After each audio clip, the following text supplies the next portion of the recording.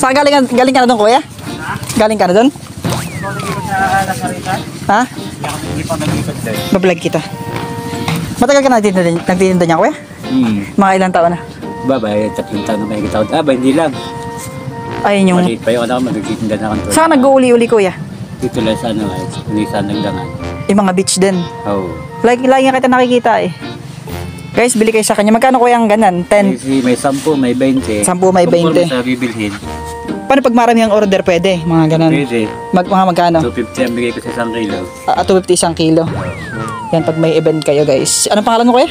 Victor Alcantara. Si Kuya Victor. Nauli lang siya sa mga beach. Ayan. Baka may nice kang shoutout kuya. Shoutout sa mga binabati. Oo kuya, maraming nga ako na-vlog na. Ayan, si Kuya Victor, bili kayo sa kanya ng mani. Patingin daw kuya. Ayan, mani lagi bagong luto.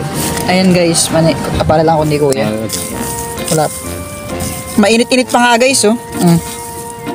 Ayan. Kay Kuya Victor, bili kayo. Lagi siya nag-uli sa beach, nakakasabay ko ito. Nagtitinda kasi ako ng iced coffee, oh. Ayan. Anong oras pala kay Kuya nagtitinda ng mani? Simula anong oras? Hindi pare-paras. Bisan, alas 10, alas 11, ganyan. Alas 10, alas 11. Tapos, tuwing anong araw? Araw-araw. Araw-araw. Paano pag Sabado, Linggo sa mga beach? Paano pag mga Lunes to hanggang Biyernes? School at munisipyo. Sa school at munisipyo ng?